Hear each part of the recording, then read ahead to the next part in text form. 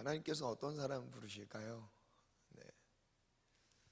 하나님이 부르시는 사람들은 어떤 자격과 기준을 갖추고 있을까요? 감사하게 교회 안에는 부족하고 연약한 사람들만 모여 있습니다. 네. 스스로 완벽하다 생각하는 사람들은 교회를 찾지 않습니다. 그리고 하나님을 의지할 필요가 없습니다. 우리가 여기에 모여서 예배하는 이유는 하나님 은혜 없으면 하나님이 우리의 삶을 도우시지 않으면 살 수 없다는 고백을 갖고 있는 사람들이 모인 것이죠. 그래서 오늘 예배도 하나님만 간절히 의지하고 사모하면서 주님의 은혜를 갈망하는 예배가 되길 원합니다. 교만이란 건 바로 이와 같은 것 같아요. 하나님 없이도 하나님을 의지하지 않고도 살아가는 삶, 굳이 하나님이 내 삶에 간섭하지 않아도 되는, 그렇게 느끼는 삶입니다. 근데 겸손한 삶은 반대로 세상적으로 보면 뭔가 당당할 수도 있고 자신감 넘칠 수 있겠지만, 여러분, 그게 중요한 것이 아니라 하나님 앞에서 하나님 은혜, 하나님 붙들어 주시는 그 은혜 없으면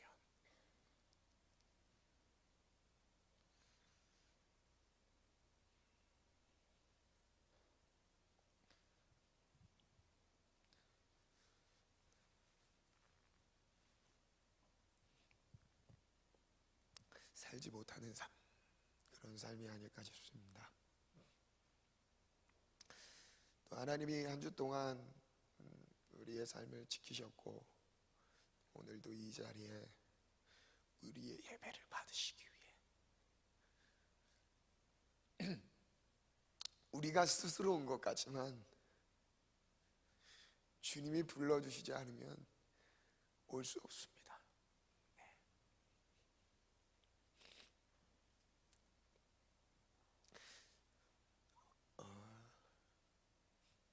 성경에 보면 예수님을 만난 사람들이 나오죠. 네, 예수님을 만난 사람들의 공통점이 있습니다. 예수님을 향한 간절한, 예수님을 만나고자 하는 간절한 마음이었어요. 하나님께서도 뭐라고 말씀하시냐면, 하나님을 간절히 찾는 자가 주님을 만난다고 말씀하셨어요. 또 성령의 역사들을 체험하고 하늘의 능력을 맛보고 하늘의 위로를 얻고 돌아가는 사람들을 보면 하나님을 향한 가난한 마음입니다. 간절한 마음. 근데 우리는 세상에서 한 주 동안 살면서 의지할 만한 것들이 너무나 많습니다. 특별히 기도하지 않아도 잠잘 수 있는 공간도 있죠.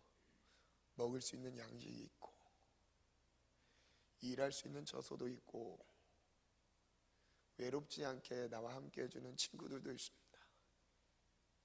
그래서 하나님의 도움이 그렇게 절대적으로 나에게 갈급한 마음으로 요구되어지지 않습니다. 그래서 하나님의 입장에서 한번 생각해 봤어요. 하나님의 입장에서는 좀 함께하고 싶은데, 사람들의 마음, 우리의 마음은 하나님께 집중하기보다 눈에 보이는 주변의 환경들에 집중하다 보니 주님 정말 속상하셨지 않을까라는 생각이 들었습니다.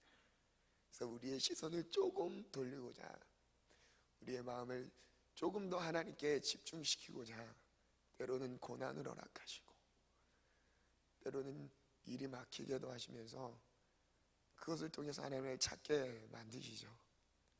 근데 또 그때 또 주님을 찾다가 우리의 삶이 얼마나 또 교만한지 연약한지 주님을 찾다가 뭔가 채워지면 또다시 주님은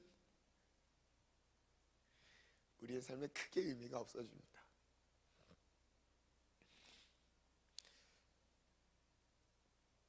고린도전서 1장에 보면 18절에는 이렇게 선포합니다. 사도 바울이 십자가의 도가, 예수 그리스도께서 십자가 지신 그 십자가의 도가 멸망하는 자들에게는 미련한 것이지만 구원을 얻는 우리에게는 하나님의 능력이라.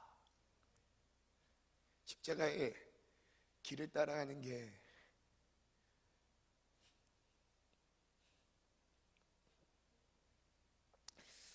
미련해 보이는 사람은 아직 구원을 모르는 사람입니다. 예수님이 가신 그 길을 따라가는 것, 주님이 십자가 지고 온 인류의 죄악을 짊어지시고, 요한은 이렇게 표현합니다. 보라, 세상 죄를 지고 가는 하나님의 어린 양이로다. 예수님은 십자가를 짊어지실 때 사람들이 봤을 때는 신성모독죄라는 죄목으로 가장 비참한 죽음으로 운명하는 줄로 오해하고 있었죠. 예수님의 죽음은 온 인류의 죄악을 짊어지신 겁니다. 온 인류의 죄악을 짊어지셔서 그 십자가의 그 길을 걸어가면서 나를 구원하고자 그 길을 가셨습니다. 그리고 그 길을 우리에게 따라오라고 말씀하시죠. 따로 나서지 않는다면 믿는 게 아니에요. 주님의 가신 십자가의 길을 따라 나서지 않으면 믿는 게 아닙니다. 스스로 예수님에 대한 정보를 알고 있고 하나님이 어떤 분인지 창조하신 분, 나와 함께 하시는 분 정도로 여러분 그런 지식은 있을 수 있습니다. 근데 여러분 그건요 믿음이 아닙니다. 믿음은 행함으로 완성되는 거예요. 내가 알고 있는 이 모든 것을 실제 예수님께서 십자가에 지시며 가셨던 것처럼 우리도 주님을 따라가는 겁니다.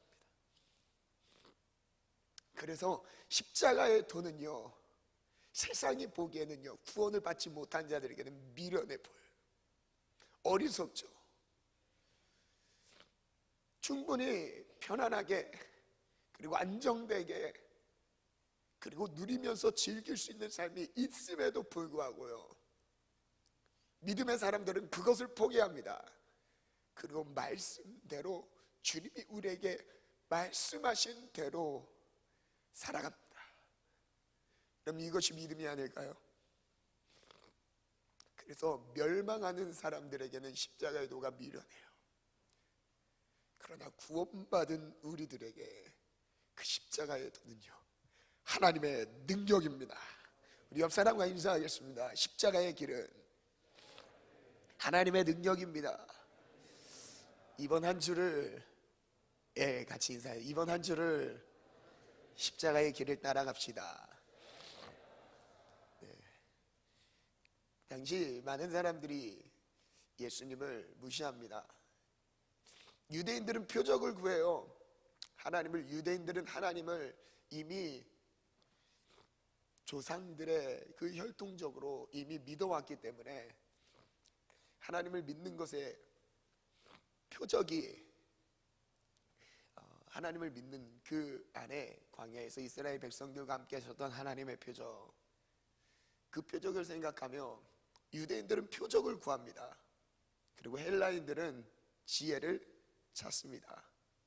그러나 우리는 십자가에 못 박힌 그리스도를 전합니다. 유대인들에게는 거리끼는 것이고 헬라인 이방인들에게는 미련한 것이지만 구원을 얻는 우리에게는 그것이 하나님의 지혜요 하나님의 능력입니다. 그래서 우리는 어딜 가든지 우리 입 밖에 터져 나오는 말이요, 예수 그리스도의 십자가밖에 없으셔야 돼요. 예수님의 십자가가 우리를 구원하셨다고. 믿지 않는 가족에게도, 부모님에게도, 우리 형제 자매들에게도요, 예수 그리스도의 십자가의 사랑이 나와 함께 하셨다고 증거하셔야 됩니다.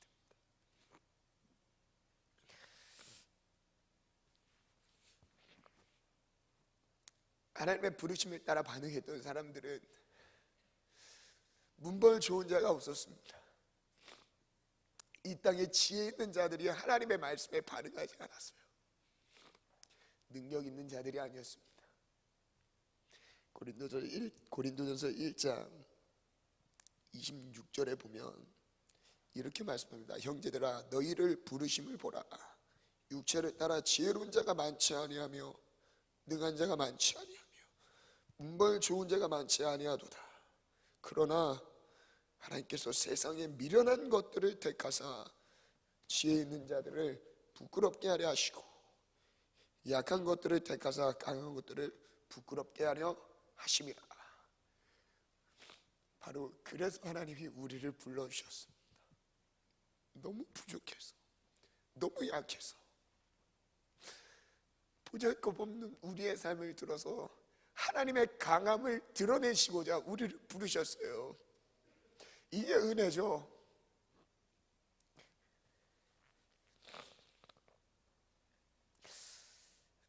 우리의 미련한 게 뭘까요? 다른 거 필요 없고 예수 그리스도의 십자가만 바라보고 달려가는 삶입니다. 여러분, 미련해지시기 바랍니다. 세상에 수많은 수단과 방법들을 제시한다 해도요, 미련하게 그냥 십자가 붙들고 따라갑시다. 아멘. 그래서 28절 보면 하나님께서 세상에 천한 것들과 멸시받는 것들과 없는 것들을 택하사 있는 것들을 패하려 하시려니, 이는 아무 육체도 하나님 앞에 자랑하지 못하게 하려 함이라. 어떤 육체도 하나님 앞에 자랑할 수 없도록 주님 잘난 사람 부르지 않습니다. 예수님을 만났던 사람들 복음서에 보면 예수님을 만났던 사람들은 예수님이 절대적이었어요. 병든 자들, 가난한 자, 소외된 자들, 죄인들, 심지어는 세리와 창녀들도, 그런 사람들이 오히려 예수님 만나는 주인공이 됐습니다. 예수님이 내 삶에 정말 절대적이십니까? 안 그러면 큰일 납니다. 안 그러면 큰일 나요. 주님을 만나지 못합니다. 여러분, 이건 유하게 표현해서 주님을 만나지 못한다는 정도로 말씀드리는 거지만요, 여러분 좀 더 극단적으로 말씀드리면요, 구원받지 못해요. 내 삶에 예수님이, 하나님이 절대적인 자리에 세워지지 않으면요, 하나님은요 우리의 삶에 뭐죠?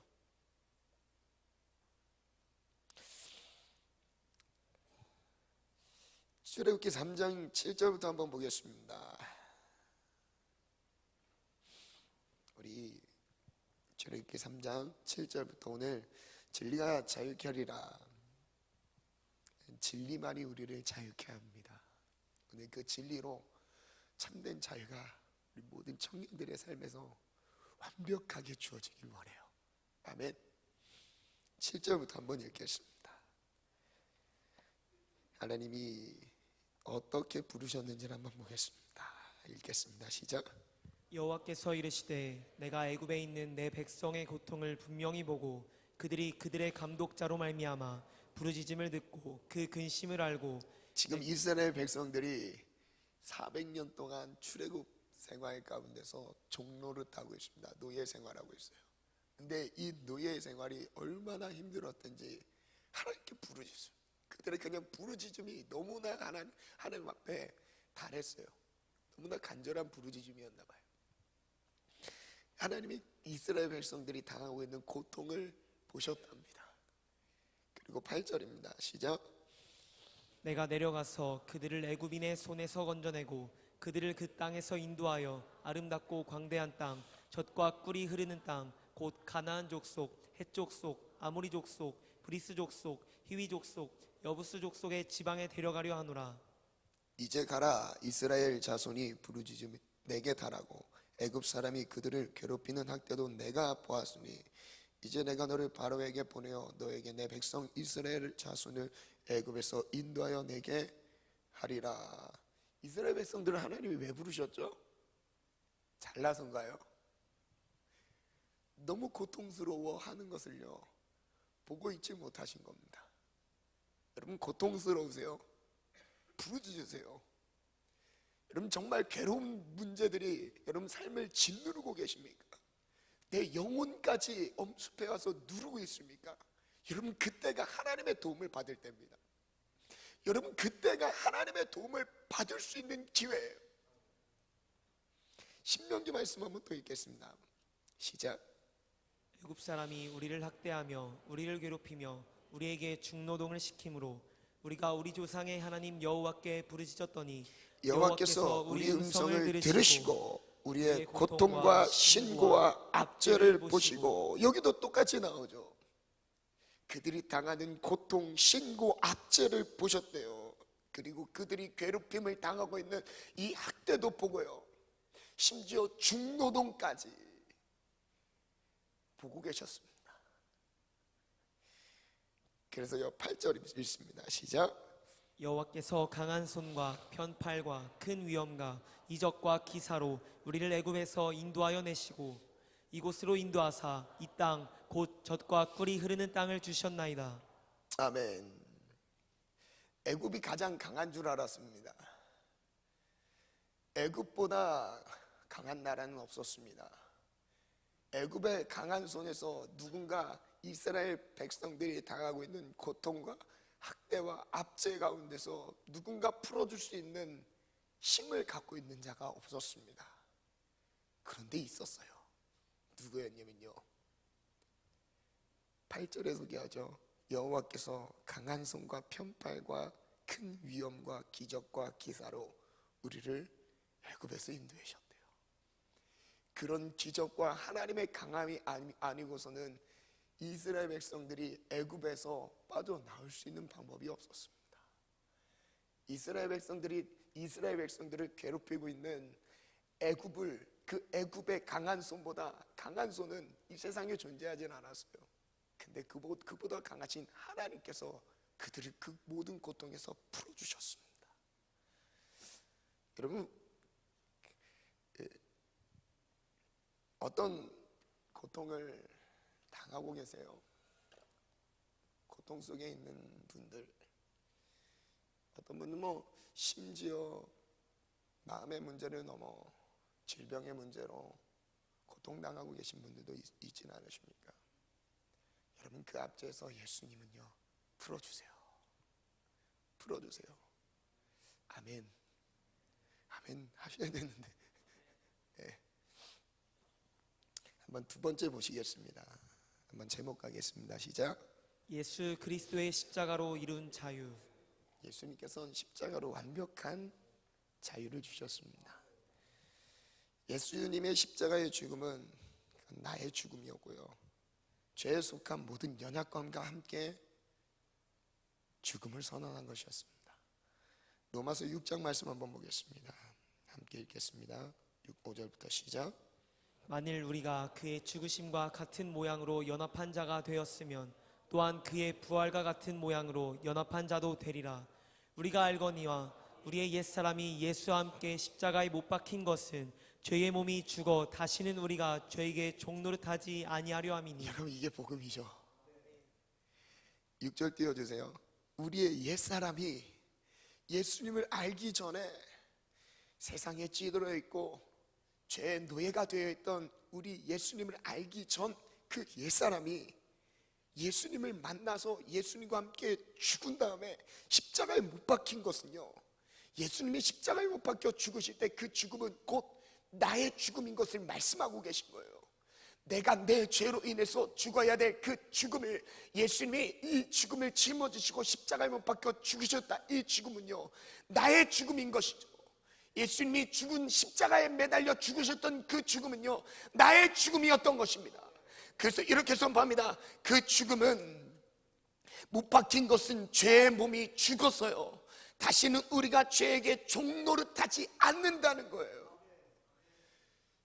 이전에 죄의 종노릇 됐던 삶에서요, 이제 그게 옛사람이었고, 예수님을 만남으로 이제 다시는 죄의 종노릇하지 않는 삶으로 주님이 바꿔주신 겁니다.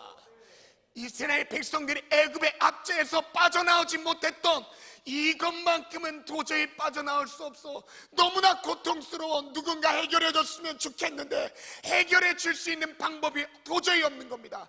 이와 같이 우리에게도 죄라는 문제가 그와 같다는 거예요. 여러분, 어떤 방법으로 우리 안에 있는 죄의 문제가 해결되던입니까? 우리의 정신적으로 인내로요, 죄의 문제가 해결되던가요? 해결되지 않습니다. 애굽의 압제 가운데 풀리지 않는 400년 동안 고난을 당했던 이스라엘 백성들의 고통스러운 생활, 애굽의 생활처럼요, 그것과 마찬가지로 우리가 갖고 있는 영적인 모든 부분들이요, 이미 죄 가운데 종노릇하는 삶으로요, 죄에게 해방되지 못했어요. 죄에게 종노릇하는 삶으로요 살고 있다는 거예요. 근데 예수님의 십자가의 죽음은요, 그 종노릇하는 삶을 끊어주셨대요. 아멘. 그래서 7절 읽겠습니다. 시작. 이는 죽은 자가 죄에서 벗어나 의롭다 하심을 얻었음이라. 누가요? 누가 의롭다함을 받죠? 누가 죄에서 벗어나죠? 죽은 자예요. 예수 그리스도의 십자가의 죽음이 나의 죽음으로 와닿고 그 죽음을 받아들인 자들이죠. 예수님의 죽음이 나의 죽음이다, 이 고백이 있는 사람들이요, 이것은 내 마음의 중심에 살아있는 사람들이 뭐한대요? 죄에서 벗어난대요. 그리고 의롭다함을 얻게 된답니다. 이는 죽은 자가 죄에서 벗어나 의롭다 하심을 얻음이라. 8절 9절 읽겠습니다. 시작.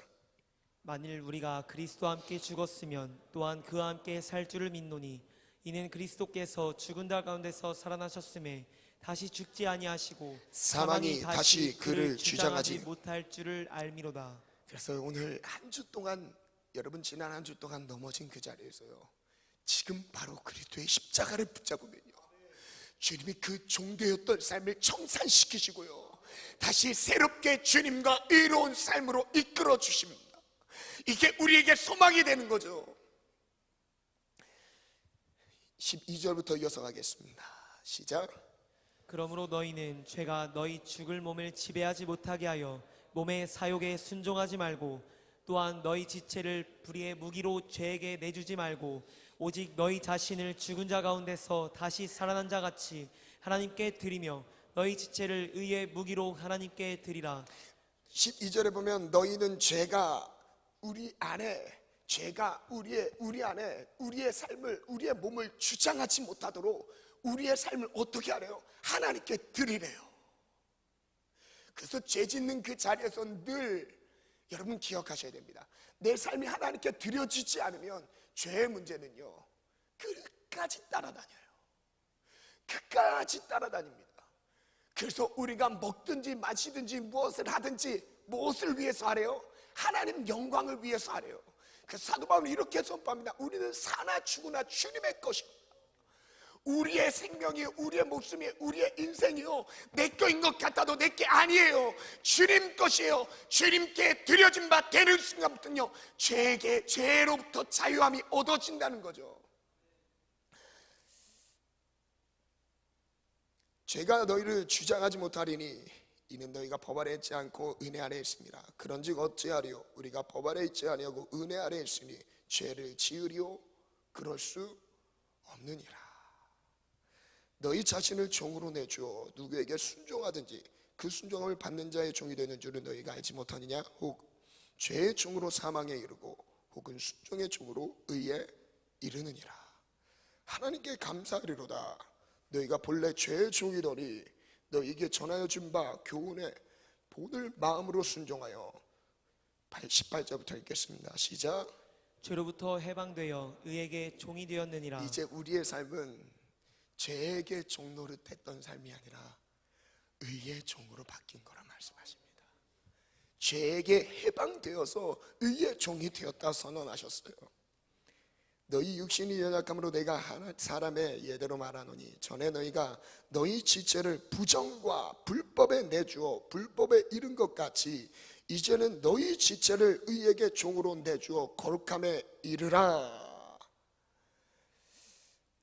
그 다음에 22절부터 한번 읽겠습니다. 시작. 그러나 이제는 너희가 죄로부터 해방되고 하나님께 종이 되어 거룩함에 이르는 열매를 맺었으니 그 마지막은 영생이라. 그래서 죄로부터 자유함을 얻고 해방되고 의의 종이 된 사람들의 마지막 결과는 뭐래요?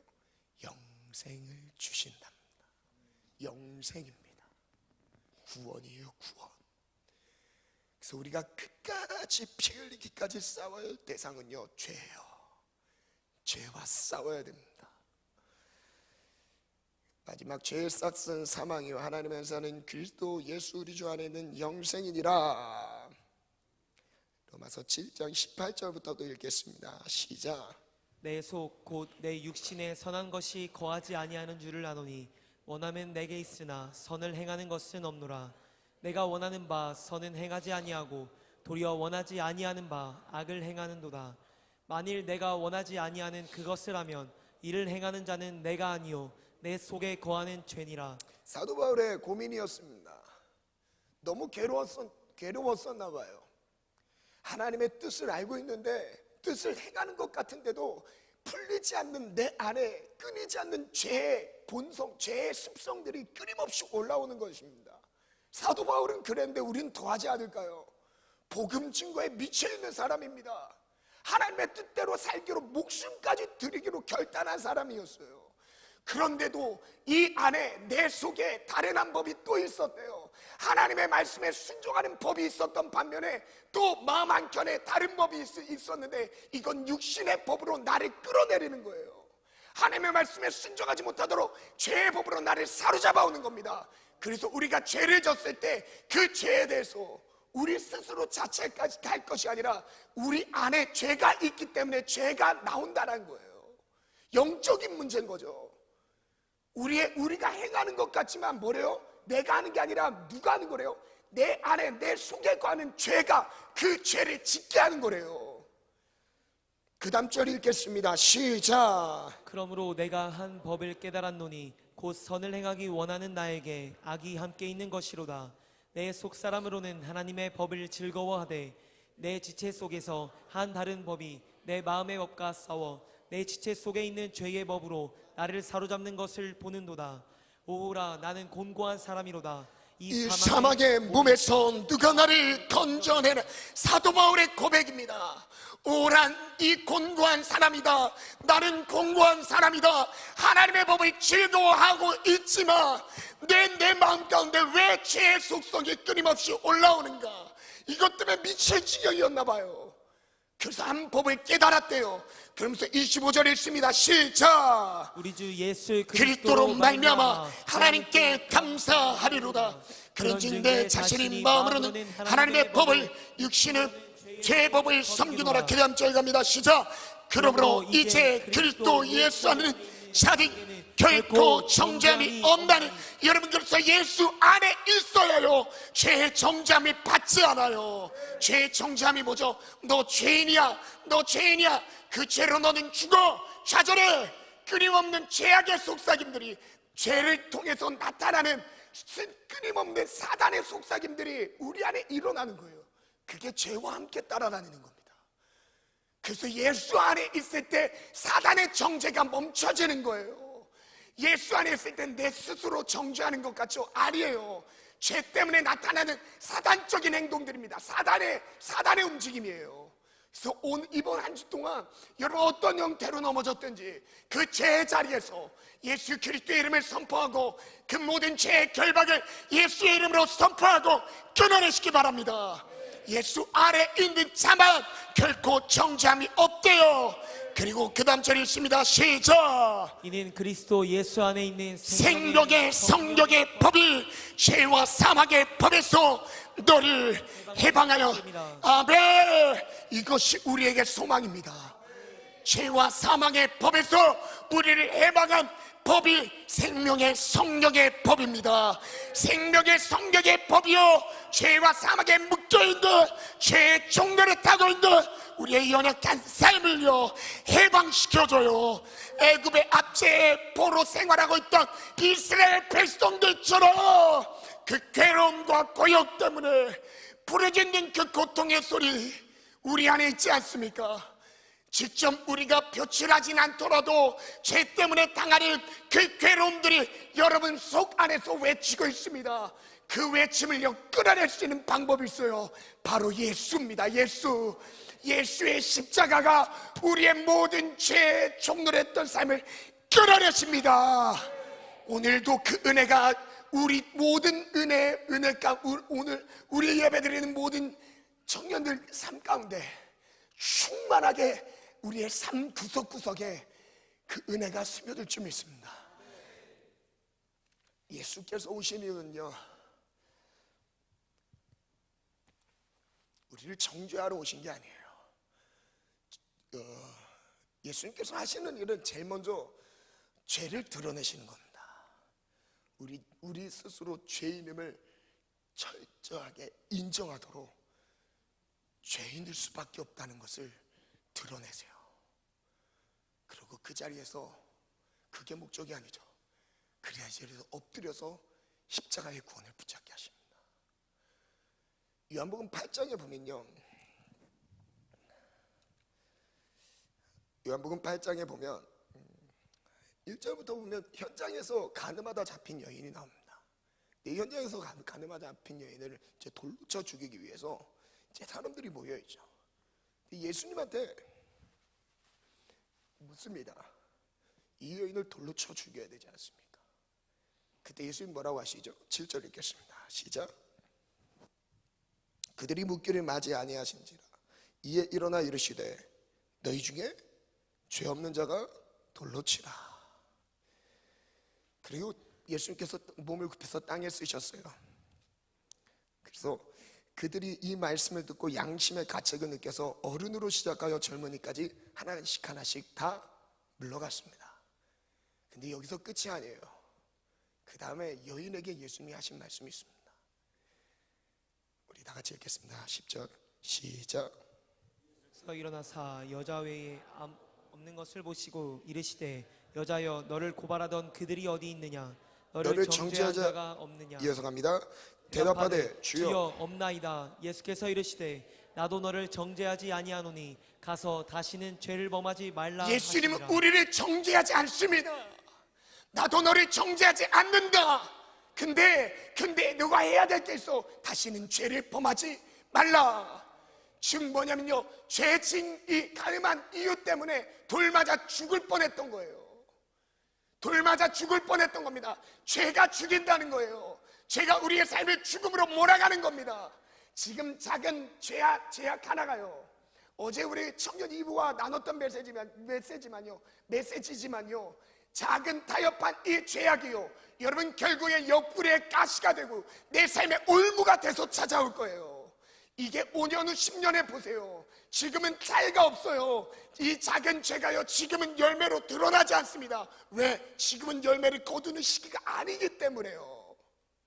그래서 지금 예수님의 보혈을 붙잡으셔야 돼요. 매일매일 실수로 넘어졌든 때로는 알면서 넘어졌든 여러분 매일매일 그리스도의 보혈을 의지하는 삶이 되셔야 됩니다. 그래서 이 여인과의 대화 그 다음 예수님 한 편의 설교를 남기세요. 31절부터 읽겠습니다. 시작. 그러므로 예수께서 자기를 믿은 유대인들에게 이르시되 너희가 내 말에 거하면 참으로 내 제자가 되고 진리를 알지니 진리가 너희를 자유롭게 하리라. 지금 이 여자 요한복음 8장 1절부터 나오는 내용이랑 이어지는 겁니다. 자유하지 못했어요. 그 여인은 그 죄악이 숨겨졌다면, 사실 드러나지 않았다면요 죽을 위기도 없었죠. 그런데 그 죄가 드러났습니다. 죽음 앞에 섰을 때 그때예요. 우리 안에 죄악이 드러났을 때 그때예요. 그때 예수를 붙잡을 기회가 되는 거예요. 오늘 내 안에 죄악을 드러내셔야 됩니다. 우리 안에 있는 연약한 부분들을 드러내셔야 돼요. 드러내셔야 주님이 일하실 기회가 되는 거죠. 우리 스스로 죄인임을 인정하지 않아요. 뭐가 잘못된지 모릅니다. 근데 내 안에 끊임없는 갈등들이 일어나죠. 근데 지금 엎드리셔야 돼요. 그래서 이어서 갑니다. 33절부터 시작. 그들이 대답하되 우리가 아브라함의 자손이라 남의 종이 된 적이 없거늘 어찌하여 우리가 자유롭게 되리라 하느냐. 예수께서 대답하시되 진실로 진실로 너희에게 이르노니 죄를 범하는 자마다 죄의 종이라. 그래서 죄를 범하도록 사단이, 여러분 죄는요 미끼입니다. 미혹시키는 거예요. 사단이 아담과 하와에게 선악과를 먹도록 미혹시켰던 것처럼요, 사단이 지금도 우리의 삶에서요 미혹시켜요. 그래서 그 죄를 짓는 순간요, 아담과 하와가 종됐던 것처럼요, 사단의 종됐던 온 인류의 죄가 들어오면서 사단의 휘 아래서 우리가 모두 살게 됐던 것처럼요, 오늘도 마찬가지예요. 오늘의 삶도, 우리의 삶도요, 내 삶 가운데서, 죄 가운데서 미혹되거나 그 욕심에 넘어지고 그 유혹에 무너지면요, 결국 그것 통해서 사단이 지배하게 돼요. 죄는 미끼입니다. 여러분 미끼를 잡는 순간요, 그게 사단이 일하는 기회가 되는 거예요. 그래서 죄악을 쳐내셔야 돼요. 뭘로요? 우리의 힘으로 할 수 없어요. 예수의 피로요, 예수 그리스도의 십자가의 보혈로요, 그 보혈로 우리의 끊을 수 없는 죄악을요 덜어내셔야 됩니다. 아멘. 그래서 죄를 범하는 자마다 죄의 종이라. 종은 영원히 집에 거하지 못하되 누구는 거한대요? 아들만입니다. 종이 그 집에, 주인의 집에 거합니까? 아니에요. 종은 일하러 오는 거지만 아들이 그 집에 영원히 거한대요. 그리고 그 다음 절을 읽습니다. 시작. 그러므로 아들이 너희를 자유롭게 하면 너희가 참으로 자유로우리라. 그 아들이 누구죠? 예수 그리스도입니다. 아들만이 우리를 죄에서 자유케 합니다. 고통과 질병에서 자유케 합니다. 아들 예수만이. 음행한 여인은 죄가 드러났습니다. 그래서 예수님을 만날 기회가 됐습니다. 마태복음 9장에 보면요, 1절부터 보면 중풍병자 이야기가 나옵니다. 침상에 누운 중풍병자 사람들이 데려와요. 지붕을 뜯죠. 그리고 지붕 아래로 사람들이 너무 많이 모여서 예수님께 가까이 나가지 못합니다. 그래서 지붕을 뜯어서 친구들이 그 중풍병자를 끈으로 내려서 예수님께 바로 만날 수 있도록 지붕을 뜯어서 내려놓습니다. 그때 예수님께서 2절에 보면 작은 자야 안심하라, 뭐라고 말씀하시죠? 너의 죄사함을 받았느니라 말씀하세요. 그런 사람들이 놀래요. 이야, 무슨 사람에게 무슨 죄사함의 권능이 있냐. 그래서 신성 모독하는 자로다 이러면서 예수님을 몰아갑니다. 그때 예수님께서 이 말씀을 하십니다. 예수께서 그 생각을 하시고 이르시되 너희가 어찌하여 마음에 악한 생각을 하느냐. 죄사함을 받았느니라는 말과 일어나 걸어라는 말 중에 어느 것이 쉽겠느냐. 그러나 인자가 세상에, 6절 다 같이 읽겠습니다. 시작. 그러나 인자가 세상에서 죄를 사하는 권능이 있는 줄을 너희로 알게 하려 하노라 하시고 중풍병자에게 말씀하시되 일어나 내 침상을 가지고 집으로 가라 하시니. 중풍병자의 병의 원인이 뭐였대요? 죄였대요. 근데 그 죄가 예수님께서 죄사함을 받으라, 죄사함의 권세가 누구에게 있었대요? 예수님께 있었대요. 이걸 많은 사람들에게 알려주시기 위해서 죄사함의 권세가 예수님께 있는 거구나, 그러면서 침상을 들고 걸어가라고 주님 선포하시는 거죠. 이사야서 53장 4절 6절 가겠습니다. 시작. 그는 실로 우리의 질고를 지고 우리의 슬픔을 당하였거늘 우리는 생각하기를 그는 징벌을 받아 하나님께 맞으며 고난을 당한다 하였노라. 그가 찔림은 우리의 허물 때문이요 그가 상함은 우리의 죄악 때문이라. 그가 징계를 받음으로 우리는 평화를 누리고 그가 채찍에 맞음으로 우리는 나음을 받았도다. 예수 그리스도의 십자가의 사역으로요 우리의 불완전한 모든 것이요 십자가를 통해서 완벽하게 완전하게 바뀌었대요. 우리의 허물도요 벗겨내셨대요. 허물뿐만 아니라 죄악을 씻으시고요 징계도 풀어주시고요 심지어 병들어 있는 그것까지도 주님이 낫게 하셨대요. 무엇을 통해서요? 예수 그리스도께서 십자가의 죽으심으로요. 그래서 예수를 믿으면 자유하는 거예요. 마지막 가겠습니다. 3번 갑니다. 시작. 성령으로 자유하라. 성령으로 예수님이 이루신 그 자유를 성령으로 누리는 것이죠. 예수님께서 누가복음 4장 16절부터 보면요 이렇게 설교하십니다. 예수님이 설교하신 내용이에요. 18절부터 보면요 예수님께서 설교하신 내용 중에 그 이사야서 말씀을 인용합니다. 18절 19절 읽습니다. 시작. 주의 성령이 내게 임하셨으니 이는 가난한 자에게 복음을 전하게 하시려고 내게 기름을 부으시고 나를 보내사 포로된 자에게 자유를 눈먼 자에게 다시 보게 함을 전파하며 눌린 자를 자유롭게 하고 주의 은혜의 해를 전파하게 하려 하심이라 여기서 하였더라. 말하는 주의 은혜의 해라는 게 뭘까요? 한 군데 또 찾아보겠습니다. 이사야서 61장 1절부터 한번 보겠습니다. 시작. 주 여호와의 영이 내게 내리셨으니 이는 여호와께서 내게 기름을 부으사 가난한 자에게 아름다운 소식을 전하게 하려 하심이라. 나를 보내사 마음이 상한 자를 고치며 포로된 자에게 자유를 갇힌 자에게 노임을 선포하여 여호와의 은혜의 해와 우리 하나님의 보복의 날을 선포하며 모든 슬픈 자를 위로하네. 2절에 보면 여호와의 은혜의 해와 우리 하나님의 보복의 날입니다. 뭘 향해 보복하실까요? 우리의 원수들을 향해서 주님이 보복하시는 날이 있어요. 우리를 고통스럽게 만들었던 이스라엘 백성들에게는 애굽이겠죠. 그들에게 그 보복을 해주셨던 것처럼 보복의 날에 우리의 안에 있는 모든 슬픔들을 주님이 기쁨으로 바꾸신대요. 이 부분을 한번 찾아보겠습니다. 그럼 은혜해라는 게 여러분 무슨 뜻이냐면요. 여기서 말하는 은혜해, 여기서 말하는 해는 2열입니다. 2열. 즉 년, 2017년 이런 년을 말해요. 은혜로운 한 해 이런 뜻이에요. 은혜해 곧 이게 성경에서 무엇을 의미하냐면요. 희년을 의미해요. 희년을 의미해요. 그래서 레위기서 25장 말씀 한번 보겠습니다. 8절부터 한번 볼게요. 그 희년이 무슨 의미인지를 한번 읽어보고 설명해 드릴게요. 한번 읽겠습니다. 8절부터 시작. 너는 7 안식년을 계수할지니 이는 7년이 7번인지. 잘 보세요. 7 안식일을 계수하래요. 그러니까 안식년이 7년에 한 번 오는 거예요. 이스라엘 백성들이 그 하나님의 구원을 받고 7년마다 안식년을 보내는 거죠. 그러니까 첫 번째 해, 두 번째 해, 세 번째 해, 네 번째 해, 다섯 번째 해, 여섯 번째 해는 평상의 삶을 살다가 마지막 일곱째 해 7년째 되는 안식년이라고 선포합니다. 그 해는 쉬어요. 안식년이라고 합니다.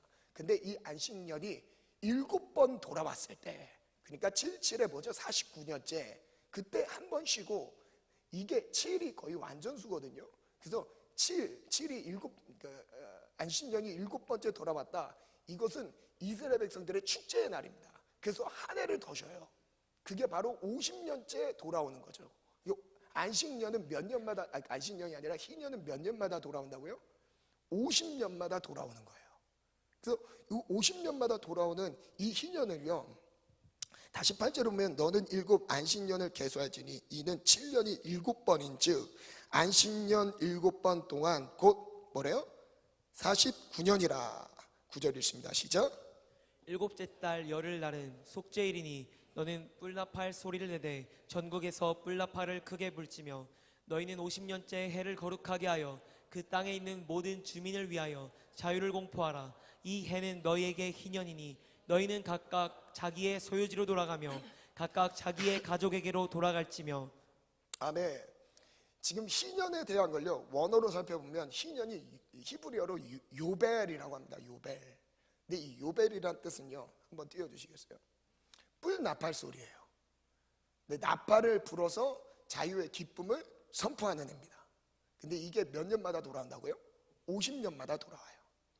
근데 이게 갖고 있는 의미가 우선 자유를 선포하는 건데 10절에 보면 이 희년이 되면 이 희년을 맞은 기쁨 때문에 이스라엘 백성 전체가 축제를 벌이면서 49년째 50년째 연달아서 2년 동안 그 축제를 벌입니다. 그래서 모든 사람들에게 자유가 선포돼요. 근데 뭐로부터 자유일까요? 한번 볼까요? 이 자유라는 언어를 보면 드로르라고 해요. 자유가 공포됐다. 근데 이 드로르는 하늘을 자유롭게 나는 새를 말합니다. 하늘을 자유롭게 나는 새인데 이것이 세 가지 의미로 적용돼요. 첫 번째 읽겠습니다. 시작. 빈곤으로 인해 조상으로부터 유업으로 받은 땅을 빼앗긴 사람들에게 드로르가 선포되어 땅을 돌려받았다. 그러니까 이스라엘 백성들 모두 땅 분배를 받죠. 땅 분배를 다 받았어요. 근데 그 땅 분배를 받았는데 빈곤으로 인해서 경제적인 실력이 없는 거예요. 뭔가 자기 그것을 그 땅에서 뭔가 경작한 거나 이런 지혜나 뭔가 부족해서 이런 부분에서 가난하게 어려움 가운데 놓이게 되면서 그 땅을 다른 사람에게 팔게 되면서 다른 지역으로 이사하게 되는 경우들이 있었던 거예요. 그럼 50년째 딱 되는 해에 그것으로부터 자유를 얻는 거예요. 그래서 빈곤으로 인해 조상으로부터 유업으로 받은 그 땅을 빼앗긴 사람들에게 다시 돌려받을 수 있는 기회가 주어지는 거죠. 얼마나 축제인데요, 이게. 두 번째 읽겠습니다. 시작. 모든 히브리인 노예에게 드로르가 선포되어 자유의 몸이 되었다. 그래서 빈곤한 사람들이 즉 몸종으로 들어가는 거죠. 부자들에게 몸종으로 들어갑니다. 거기서 일을 해요. 종이 되는 거예요. 그래서 종 생활을 하다가 언제가 되면 50년째가 되면 풀어주는 거예요. 자유가 됩니다. 몸으로 노예 생활로부터도 해방되는 거죠. 마지막이 있습니다. 시작. 땅에도 드로르가 선포되어 땅을 경작하지 않고 해방을 주었다. 땅도 쉬게 합니다. 땅을 회복시키는 거죠.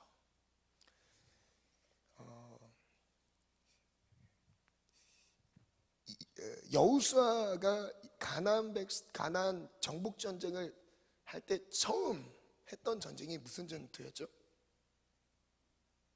기억하시나요? 여리고 전투였죠. 근데 여리고 전투 안에 이런 비밀이 있었습니다. 여호수아서 6장 4절 5절 한번 읽겠습니다. 시작. 제사장 7은 7 양각 나팔을 잡고 언약궤 앞에서 나아갈 것이요 7째 날에는 그 성을 7번 돌며 그 제사장들은 나팔을 불 잘 것이며. 보세요. 제사장들의 역할이 뭐죠? 양각 나팔을 잡는 거예요. 그리고 하나님께서 제사장들에게 뭐를 부르래요? 나팔을 부르래요. 그리고 그 다음 줄 읽겠습니다. 시작.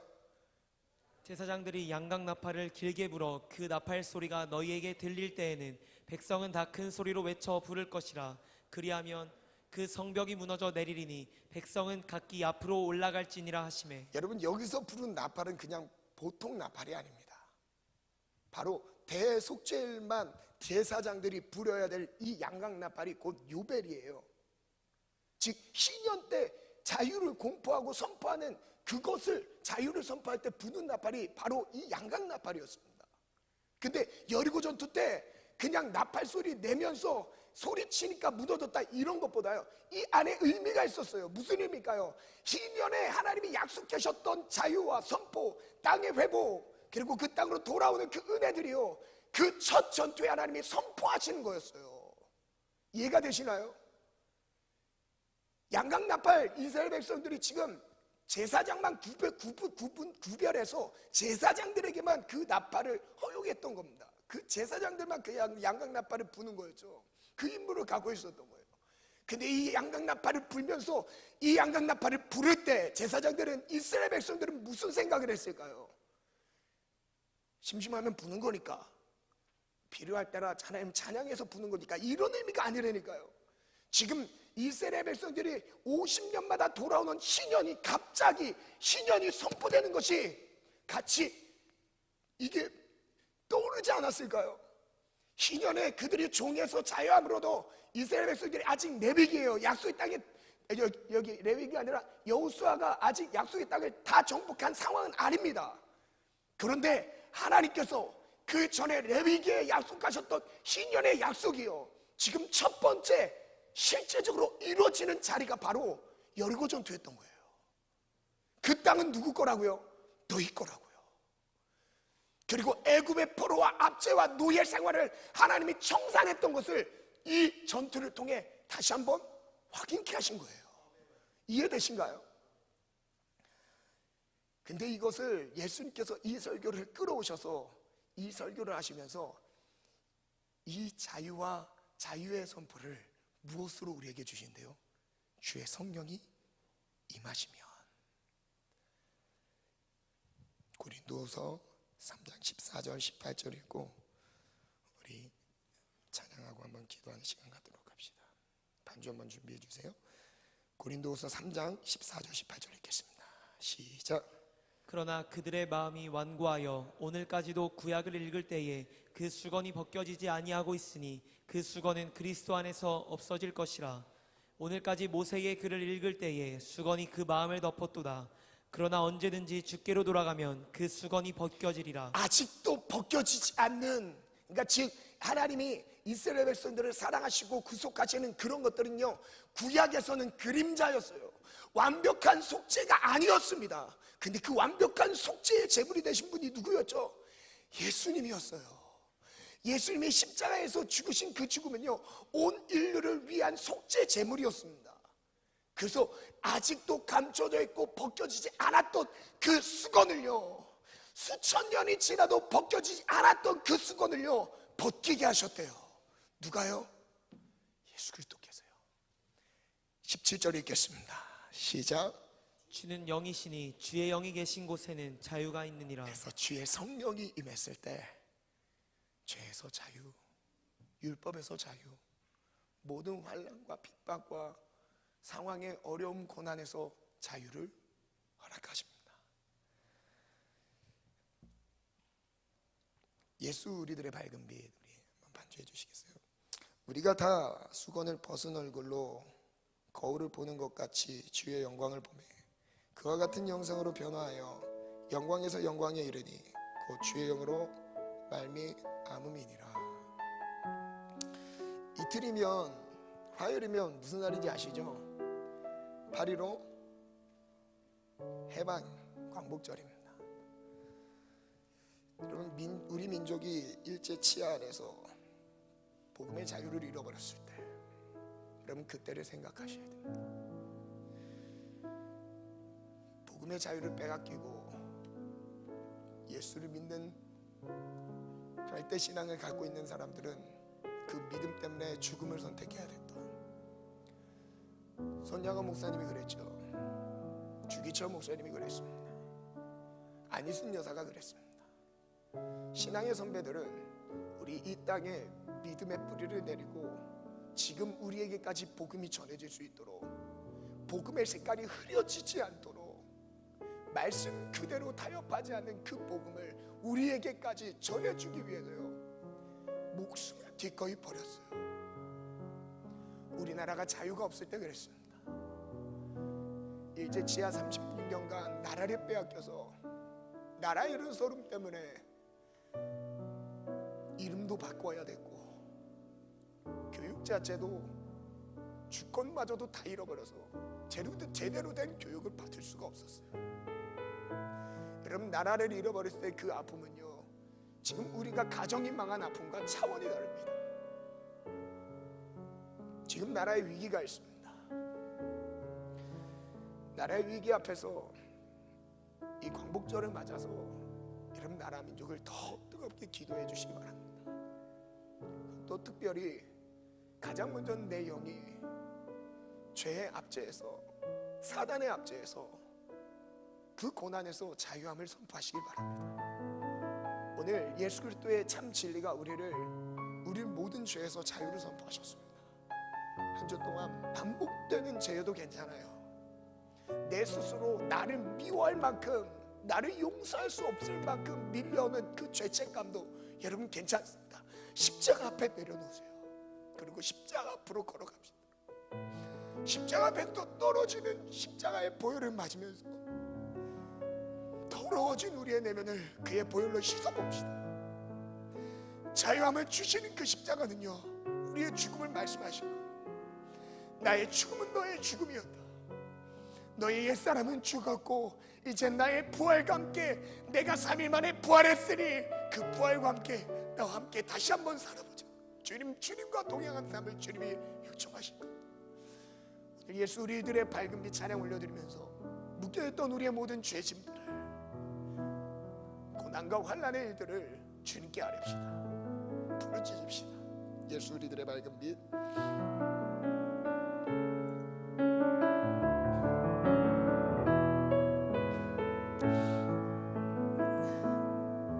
예수 우리들의 밝은 빛, 은혜와 긍휼을 베푸시는 주, 의의 길을 따라가는 주의 자녀들에게 항상 밝은 빛을 비추시네. 그는 구원의 주 하나님, 공의로 세상을 다스리시네.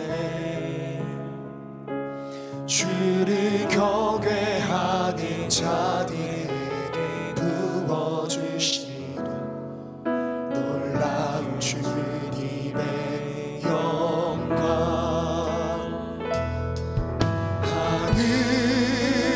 하늘에서 찬란하게 빛나는 주의 영광, 이 땅에 오셨네.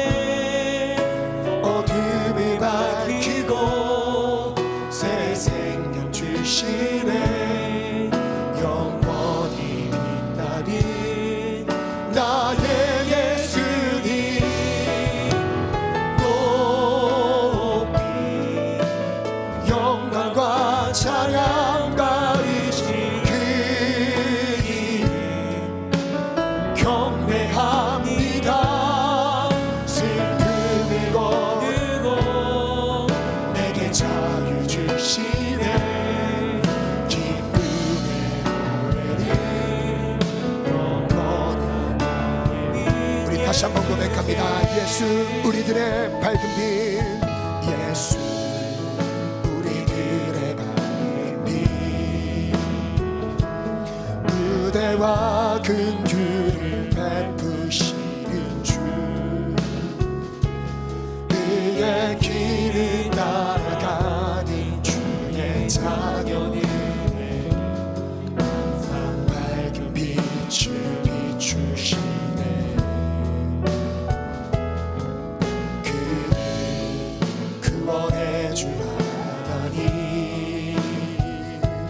공의로 세상을 다스리시네. 주를 경외하는 자들에게 놀라운 주님의 영광. 하늘에서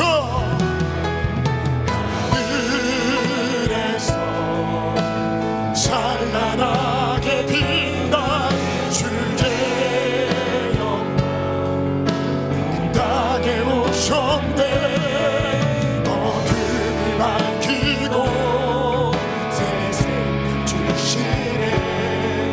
영원히 빛나는 나의 예수님 높이 영광과 찬양과 그 경배합니다. 슬픔이 거두고 내게 자유 주시네. 기쁨의 노래를 영원한 하늘에서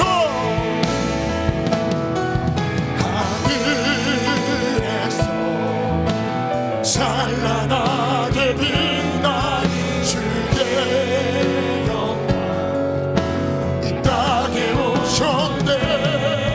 어둠을 밝히고 우리 안에 모든 예수 아멘. 나의 예수 높이 모든 영광 찬양 받으시길 이름 경배한 슬픔을 돌고 기쁨과 자유로 역사신 하나님을 찬양합니다. 오늘 우리에게 희년이 선포됩니다. 자유의 양면 나팔이 불고 있습니다. 예수 그리스도의 이름으로 모든 죄의 결박에서 고통에서 더러운 질병에서 자유를 선포합시다. 다같이 주님 세 번 부르고 기도합니다. 주여 주여 주여.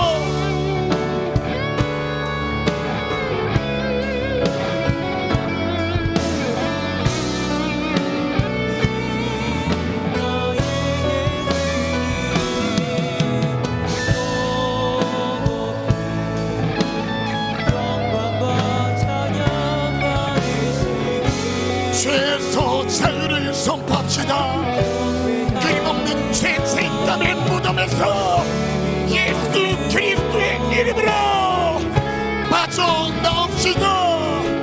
요나가 불순종의 죄에 갇혔을 때 회개 기도로 죄에서 빠져나올 때 물고기 뱃속에서 빠져나오는 은혜가 있었습니다. 다윗이 음란한 죄에서 회개하며 빠져나올 때 하나님이 솔로몬이라 아기를 주시니 은혜가 있었습니다.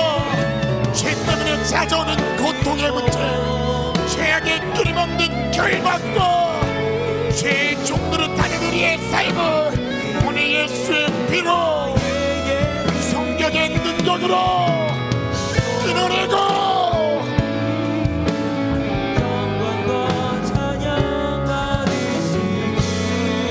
죄에서 자유를 선포하세요. 예수의 이름을 붙들며 자유합니다. 죄에서 자유, 죄에서 자유. 주의 영이 계신 곳에 자유가 있느니라. 주여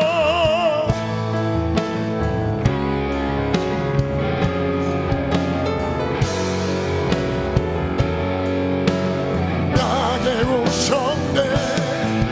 어둠을 밝히고 새 생명 주시네.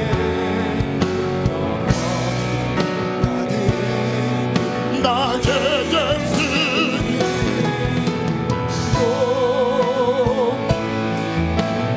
영광과 찬양과 그 길 경배합니다. 슬픔을 거두고 자유 주시네. 기쁨의 영원한 예수 하늘에서 세상 자유. 오늘 예수께서 이 땅에 오신 목적 우리의 죄악을 짊어지셨습니다. 보라 세상 죄를 짊어지신 어린 양이로다. 주여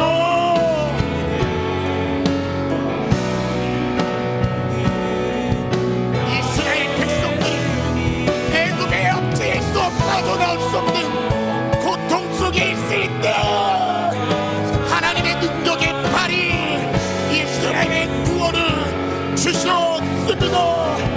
죄 결박에서 빠져나올 수 없는 우리의 연약함 오늘 예수의 피의 공로로 십자가의 능력으로 십자가의 도가 멸망하는 자들에게는 일어난 것이요 구원을 얻는 우리에게는 하나님의 능력, 하나님의 시에 하나님의 능력이라.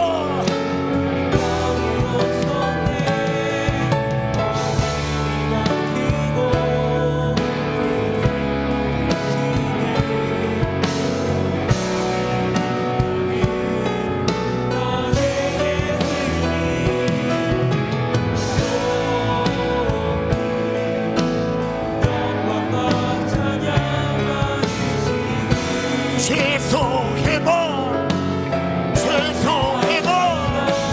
자유합시다. 보혈의 능력으로 자유. 죄 삭신 사막입니다. 빠져나오지 못하면 열방합니다. 최소 자유하라. 예수님의 십자가의 보혈을 의지하여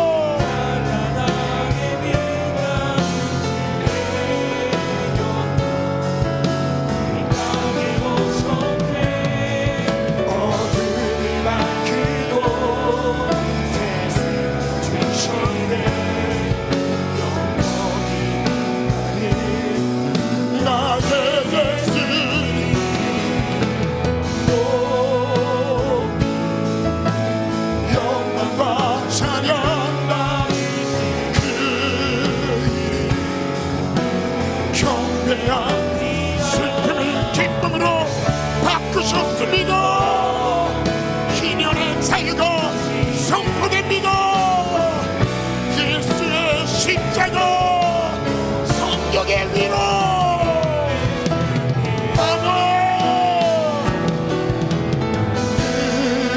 그래서 찬란하게 빛난 주의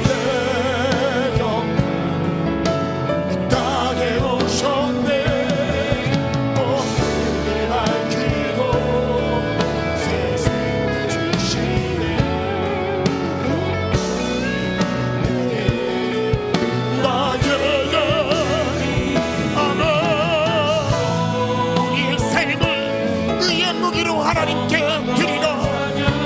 죄의 종이 아니라 순종의 종으로 우리의 삶을 하나님께 드립시다. 주님 내 삶을 받으소서. 주님 영광 위하여 사용하여 주옵소서.